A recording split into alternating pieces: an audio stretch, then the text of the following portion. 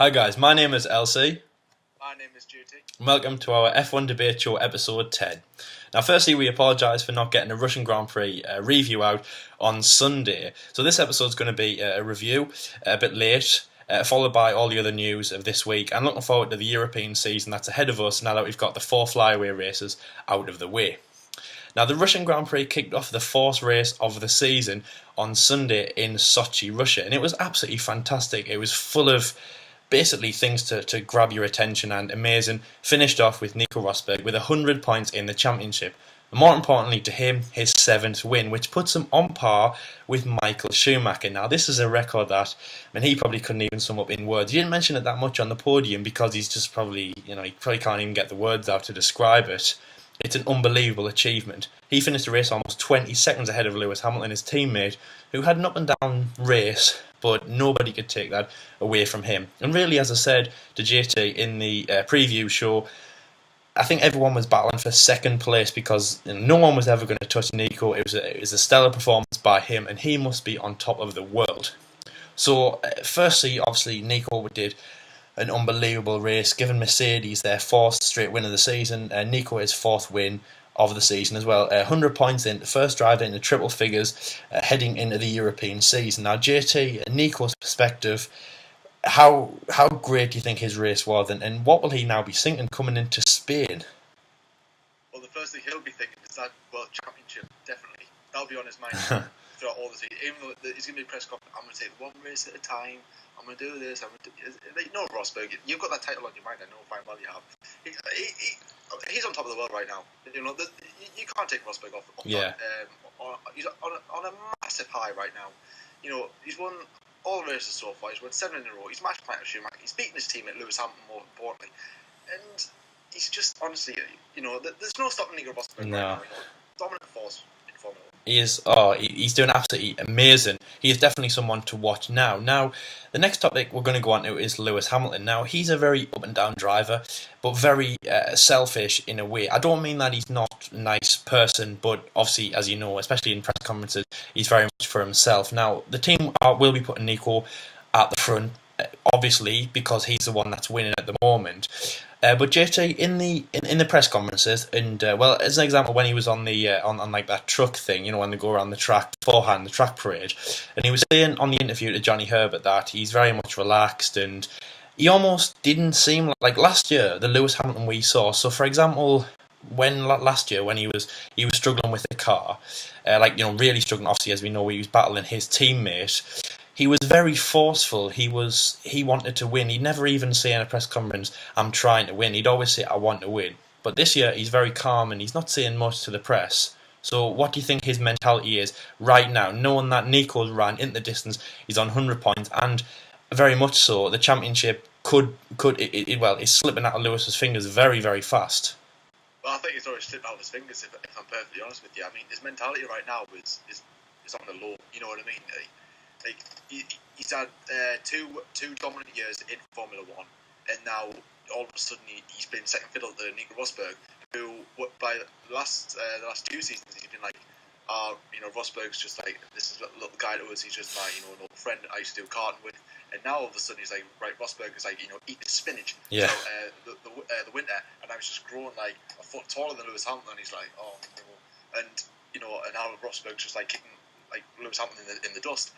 And Lewis Hamilton's saying that he's playing it calm, he's playing it cool, and all this. But obviously he's going to do it because it's a public image and that. But when he goes home, he's going to be stressed, isn't it? He's going to be like, how can I stop Nico Rosberg? How can I do this?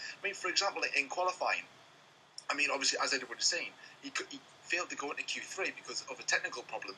The same technical problem he had in China, and he said that he's never seen this technical problem before up until China, and he's had it 2 races in a row, and it's stopping closing in on Nico Rosberg. And if he had a really good qualifying on Saturday, then I think he would have had it. I think it would have been a very good battle at the front. But obviously with what happened in the first corner and everything like that, obviously it stopped his chances. But obviously he worked up the grid. But by then Rosberg was gone. Yeah. To be perfectly honest with you. So, he's a great fighter, Lewis. Hats off to him getting from that position, not getting into. No hat. My hat's already off to Lewis to get into that position, into second place from 10th. And thankfully, he didn't get a penalty for changing for modifying the car in any way. He was allowed to start in 10th place on the grid, very much in the grid, not from the pit lane or anything like that. Also, as well, he obviously, as some of you might know, he ran corner 2, missed the bollard, which was newly introduced by Charlie Whiting, and didn't get.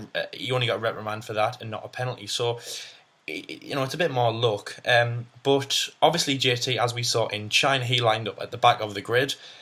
Because of a problem, meaning that he didn't set a time. Now he couldn't do Q3, which was a massive blow. I mean, that came out about 50 seconds before Q3. The flag went down to start, and that was massive news. So, do you think luck is, not on Lewis's side at the moment? I mean, luck isn't something that you can. I mean, it will balance out. Well, that's what people say. Luck does balance itself out. But do you think at the moment luck isn't going Lewis's way in terms of car reliability and problems that he's never had before in his career that much, or especially at this moment in time? Definitely not. You know what I mean. I mean, look back at what Rosberg's had the past 2 seasons. I mean, he's had a couple of car problems in I think 12 to 2014, most famously, obviously in Abu Dhabi, where the car just basically broke down on him at the start, pretty much at the start of the race. And obviously then he had a bit of a, if you remember in Singapore, he had that technical problem at the start. So Rosberg's had all that. He knows what Hamilton's going through. Now Hamilton's just really frustrated. You know what I mean? And he doesn't know what to do. He doesn't know what to say. He doesn't know where to be. Yeah. You know what I mean? He wants to go to his house, go to bed, and he wants to wake up and all the problems have gone away. The championship is restarted. He's got a really fast car like he has for the past 2 seasons, and really, I mean, can Hamilton even handle it? If I'm honest with you, I mean, I've seen a statement that just and it's like Hamilton is all for win, and that's basically stating, right, he doesn't win from this season, he's going, which is a bit of a like, well, why? Because you're losing. A bit childish, isn't it? So it's. I mean, I know what you mean, because he's been in a position where he's always been in the best car, but he will. I mean, the thing is, obviously, JT, we this time last week. In the F1 Debate episode 9, again, please catch it. We were saying that Lewis is running out of time. Has he now run out of time?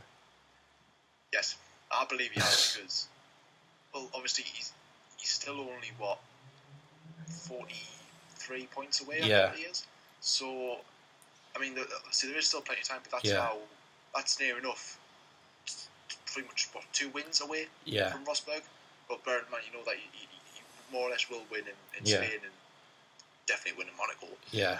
And I mean, by that time, Rosberg's going to be like miles ahead, and obviously you can't exactly say that Hamilton won't get another technical problem between now and the end of the season. Yeah, I mean Rosberg could.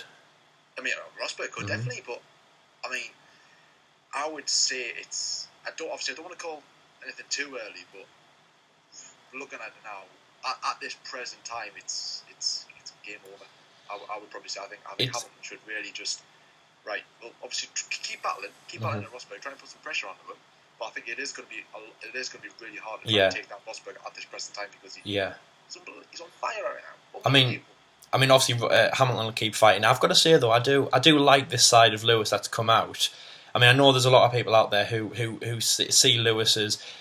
He's trying to be a modern day James Hunt, and that's going the wrong way. He's very brash, he's very selfish. But I do like how he's been now very calm under pressure, and he's not seeming like the press and the press is getting to him, the media's getting to him, the fans are I mean the fans, the constructive criticism saying that he's not on top. He seems like he's himself. He drives to himself, and if anything happens, well, I mean it's out of his control. So I do like how he's portraying himself in the media. As JT said, it's public image as well. Now, 3rd place, Kimi Räikkönen. Now, he did an amazing race. Someone who is unbelievable. He stand out. I mean, we gave him a lot of, if you like, stick, saying that he's not the same driver as he was before when he was at Ferrari, and even when he was at Lotus, he should be looking at retiring. But he's done fantastic this season, JT, do you want to mention Kimi Räikkönen and the special award that he'll be picking up today? Definitely. Obviously, Kimi Räikkönen, we can award you with the F1 Debate Show Driver of the award for your podium. I mean, obviously, magnificent drive. I mean, yes, you did start third, finish third. Yep. But I mean, for a driver who hasn't really, done much, I say done much, hasn't really had much success recently in Formula 1, to have this podium, I think he's third in the championships now. So Yeah. you know, he's doing well. You know, this is like Kimi right from last season. It's like, oh, you know, how many seasons has Kimi got left? Is Kimi getting too old? Everyone questioned Kimi, but now Kimi sort of like hit back and go, you know what? I can challenge the Ferraris, provided obviously yes, his teammate fell and he's a bit under pressure. Yeah, Kimi stepped up. You know what I mean? That's a really good thing. So we're going to award this for you. And did he send any message, JT? I'm sure I heard that. He did as well, and he sent this. He said, "I know what I'm doing." Okay, that's what he said. Thanks, guys. Yeah. As JT said, he's outperforming his teammate really well. He's shown that he can lead, because there's been 2 occasions this season, JT, obviously Russia and Bahrain, the second race of the season, where Sebastian Vettel, he DNS'd in Bahrain. Obviously, he was out on the first lap, which we'll talk about in a little bit. So he's been the only driver in the race, and the only Ferrari driver in the race, and he's really prevailed. Now let's get on to Sebastian, because I mentioned him. Now, what is going on between Sebastian's old team and the guy in it, Daniel Kvyat, and himself at Ferrari? What is going on? I'll give you the rundown if nobody saw it. Now, they went into the very, very long the home straight heading into turn 1. Daniel Ricciardo came on the inside of Sebastian Vettel, clipped Sebastian, which made him go into Daniel Ricciardo. So technically he was at fault a tiny little bit. Now, this was just a racing incident, people saw. Now, the second thing, and again, Daniel Kvyat will argue this. Now, Sebastian and Daniel were running again. Obviously, Sebastian had been hit in the rear by Daniel Kvyat. Daniel had sustained a tiny bit of damage, and so had Sebastian. Obviously, he was midfield drama.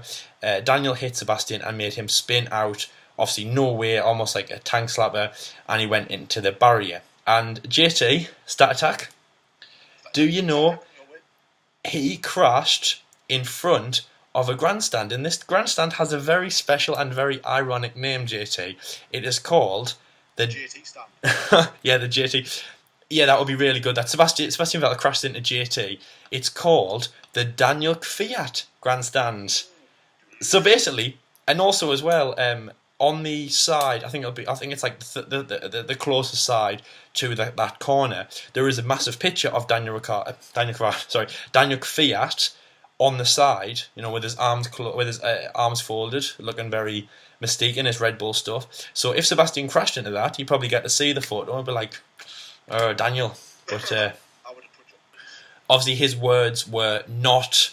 I mean, Sebastian has been very vocal on the radio. See, Turkey 2010, obviously Malaysia 2013. There's been Uber times in the past when he's done this. But obviously he was very, very bad. Now, actually, I saw a few things where a few people today were saying that he should be reprimanded. I think disqualification's a bit too far, but I do agree with that. Should he be reprimanded for his foul mouth, JT, on the radio? Because, it is. I mean, I know everything was bleeped out, but there might be a time like Abu Dhabi 2012 on the podium, live, when it isn't censored. Do you think he should be given a reprimand for that? Letting out his expressions, you know what I mean, and also, as like you said, it is already bleeped out and stuff like that. Because obviously, when it's on TV, when they play the radio, obviously they've got the TV people have got to listen to that. And obviously bleep any. Yeah, it's like a second behind, but. Obviously that's why you don't hear it live. But obviously through the team, I mean, Vettel's not going to know that it's going to be live. Ferrari's not going to know that it's going to be shown on telly. Yeah. So obviously he's going to be like, obviously he's angry at the time. Yeah. He's not really that bothered. So it's just that thing in the moment, you know what I mean? I know what you mean, yeah. So I think it's a bit harsh, but I think the driver who should be reprimanded and probably given a bit of a slap in the bum is Danny Kvyat right now, because obviously I'm not saying he's a bad driver. I'm just saying that he's just got some sort of attraction to Sebastian Vettel. I don't know what's going on. It's odd. It really is odd. Now, it's not the problems that we've seen Sebastian have, and it's not the problem that we've seen. Well, really, the Red Bulls have it that high up. I mean, normally, as I say, squabbling, if anything, like inexperience of the car normally comes from the midfield teams, like we saw in Bahrain 2014 when Esteban Gutierrez was flipped over 360. So it is strange to see those problems from a Ferrari and a Red Bull. Now, it is very strange, and I think that the stewards will have to watch him, because I mean, is he becoming like another pastor, another Roman when he was obviously 2012 in Lotus? Even like him, could it lead to more serious? I mean, he hasn't been reprimanded at the moment. He hasn't been, obviously he was given a stop goal penalty, but he hasn't been any further penalties haven't followed. But he might have to watch his back because something like that might come around, like what happened to Roman after Spa. Yeah, definitely. I mean, obviously, you can be awarded, not awarded in a good way, but obviously you'd be given driver penalty points, can't you now? Yeah. On your super license. Yep. But obviously, if you get a certain amount of points, you get a ban. A bit like road car, yeah. Yeah, exactly. So I mean, obviously, if he keeps hitting cars and stuff, and he keeps doing it, and people's gonna be like, well, hang on, why is he doing it? He's a Formula 1 driver. He shouldn't be doing that. You know what I mean? And it's right. We're going to reprimand you, and we'll do this. Right, we're going to get some points on your license. And if he keeps doing that for certain things, he's going to get banned. It's going to be like, well, you're not really. And then you're not really the guy that everybody thought. The Red Bull's going to be like, you're not the driver we want. We want a driver who's going to be professional. Yeah. Not someone who's going to question the things. You know what I mean? So it's not really a good public image, especially at his home race as well. I know, but that's just unfortunate. I don't think he could have prevented that. I mean, it is. I mean, obviously, definitely not. But I mean, I think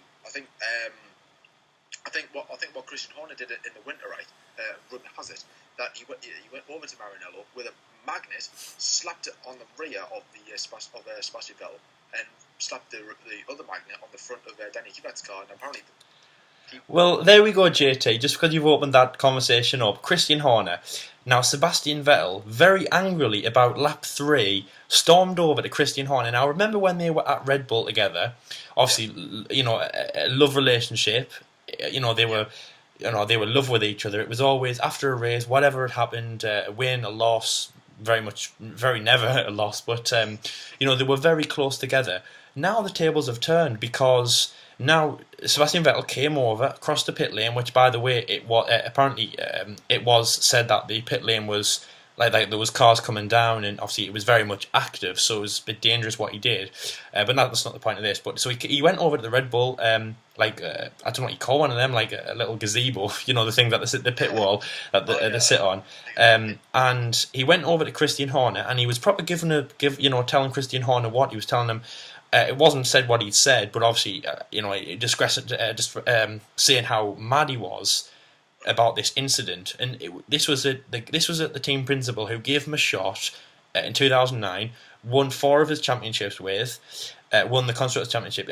It was there such a relationship, and then this turns so much. Now Sebastian is a different team, and he's gone over to his ex-team principal, who he's had an amazing experience with before, an amazing relationship, and he's telling him off. Now, he had all right to Sebastian. It's just, do you think that telling the team principal, actually marching over and telling him that, do you think that's worth? I mean, that's almost like getting sent out of the classroom at school and then going straight to the head teacher, barging in and demanding and telling him how bad that teacher was for sending you out. I mean, that is. I mean, Sebastian will have been angry, as you said, JT. He'll have sweared and all that. But do you think he had a right, and what we saw as well, to go over to the team principal and during the race, during when he'll have been working, and telling him off, telling him that he has a terrible, crashy Pastor Maldonado as a driver? Well, it's very childish, I would say, from Sebastian Vettel. I mean, he should have really took the matter into his own hands, a bit like what he did in China. Yeah. And just basically gone up to Kvyat and basically sorted out man to man. Ask himself. Yeah. Ask Danny. It's like, why? What's going on, mate? You know what I mean? Like, I mean, fair enough, he did it in China, but now this is twice in a row, and he hit us twice, not once but twice, and crashes out the race. It's like, what are you doing? Like, come on, mate. And explain. Obviously, Danny Kvyat would explain. Have it out or something like that, and then obviously that would be that. But then to go to Christian Horner and be like, "Oh, Danny's hitting us," that type of thing. It's like, Christian Horner's gonna be like, "What can I do?" It happened. Yeah. Only thing I can give him, only thing I can do is just warn him. Mm-hmm. But then what came out in the press today is that apparently that they're going to review Daniel Kvyat's position, which I think is a bit funny because if Vettel's gone to Horner. And then this came out a couple of days later. It's like, hang on, what's Vettel actually said to Christian, and what's Christian actually done about it? Hasn't been said. It's like, what's going on here? You know what I mean? I think that's a bit strange, but I mean, at the same time, I mean, it's a bit like Prost and Senna when when what was it, the incident in Suzuka Yeah. in 1990 when Senna went on, Prost went up with the stewards and Yeah. crashed Senna up. Yeah. Similar sort of thing. Yeah. Except not as big. Yeah. So I think Sebastian Vettel's really just kept his cool, Yeah. calmed down, wait until the end of the race, talk to Danny and basically get him to explain what the hell's going on. Yeah. I think this is going to probably end up being a bigger situation than it actually is. Yeah. I mean, obviously, providing Danny Kimak keeps it clean against Sebastian Vettel in Spain. Yeah. I mean, obviously in 1989 in Suzuka, Daniel Kvyat isn't going for any points or he isn't going for any championships. But obviously, it could be the same as you say, JT. It's very mad. Anyway, moving off those two. I don't know what they're going to do. They really need to talk about it. And also, Daniel Kvyat owes an apology to Daniel Ricciardo about what he... I mean, he, as you say, JT, I mean, it's incredibly saddening because Daniel Kvyat, it's his home race. His parents will have been there. The whole country will have been there to watch him, to cheer him on. Also, he has a grandstand named after him. The track could be named up because obviously he's been the first Russian Grand Prix. He's been the first Russian Formula One driver that could stand for many, many, many years. It's unbelievable to even think. So, I mean, it's incredibly sad for him. I don't know what he's feeling at the moment. He might be feeling a bit like. He might be feeling a bit exposed. He might be feeling like everyone's picking on him and saying that he's such a bad driver when he's only had two. Well, I mean, China wasn't really his fault, JT. That's just from what I'm saying. I don't mean that people think that, but I think that China wasn't Daniel's fault. And again, they were picking on him because he was a new driver. But I think this is just one of a racing incident that he probably very much doesn't like. And sometimes I think you've got to think. Well, I feel sorry a bit for Daniel because he's a very new driver at a very new team. He wants to make a big impression, and he's trying too hard. He's maybe pushed a bit further beyond the boundary, and he's done a racing incident. But obviously, all that backlash of the whole country watching his misfortune, and Seb and Daniel and everyone ganging up on him is maybe maybe it's a bit saddening. But obviously, we'll have to see what happens in Spain. We'll see. Obviously, it'll all come more verbal over the next week or so before Spain. I mean, we think anyway. Probably most definitely because obviously it's a very big topic, as you say. As I mentioned, a JT lean forward. It's a very big topic that we're on about. Right. Anyway, let's move on into the race. Now McLaren, JT, this is your team. They scored 2 points. Now that is amazing for them. I mean, it's still not fantastic. Obviously, Fernando in six places. Where he'd normally finish with Ferrari when he was driving for Ferrari in obviously 10, 11, 12 and 13. And 14. But obviously mainly those 4 years. So it's looking good, looking positive for McLaren. Definitely. I mean, massive improvement. I mean, we weren't that far away from Q3, which we haven't been there since 2014. Excuse me. God. I'm alright. I'm alive. So yeah, I mean, obviously I haven't been there since 2014, and nearly getting to Q3, which is massive progress. I mean, you can already see clearly that the car's a lot quicker than last year's car, so that's good as well. And this is our first double points finish since Hungary 2015. So obviously back then that was when there's loads of accidents happened and stuff. Obviously there was a few here, but not as many, and we still have some very quick drivers behind us. So I mean, Fernando 6th, Jensen Button 10th, absolutely incredible. I'm overwhelmed. I mean that's what. 9 points we got. I think we're up to 7th or 8th in the constructors now. Yeah. Ahead of the likes of Renault and Toro Rosso, I think we are. So I mean, that's just fantastic. If I'm perfectly honest, so I'm very, very, very pleased. Well done, McLaren. Let's hope we can get a podium for Spain. That would be great. Well, I mean, as we saw, Leicester City wins the English Premier League. Anything can happen. Anything. I mean, by the way, guys, if you don't understand, which I imagine everyone does because everyone's behind it, I have a friend in Australia who he is backed Leicester City from probably about February. So obviously, it's probably all over the news by now. They were at the bottom of the league last year. I don't know if they were really struggling, and then they come up to first. It's unbelievable, beating obviously teams like Man U, Chelsea, blah blah. So sorry, this isn't a football. But what I meant to say is, guys, obviously, what I meant to say is that obviously Leicester going to the top. Could we see McLaren on the podium? That would be great. Obviously, Spain, home race of Fernando Alonso. People are definitely behind him. When he was at Ferrari, people were ecstatic. He won in 2013. And when he won in the European Grand Prix also in Valencia in 2012, people were so much behind that because that was an unbelievable achievement by him. So I really want to see McLaren on the podium. As you can see, I'm wearing McLaren at the moment. Obviously, these two sponsors, these two things, Vodafone and Mercedes, aren't even with McLaren anymore. But hey whatever. So I mean, that would be really, really good to see what they are, because obviously we've got two drivers at the moment who they don't really know where they're going for next year. They don't really know what they're going to do, moving forward in their careers. So it's going to be, a bit what's to happen. But obviously Spain's going to be a fantastic race, heading into the European season, heading into the upgrades. JT.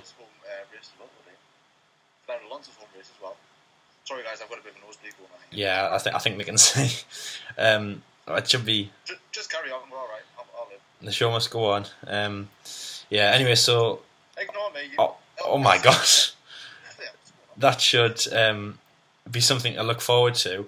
I don't mean JT's nosebleed, I mean the race. Looking at the European season, upgrades, getting into the normal times, so it should be fantastic.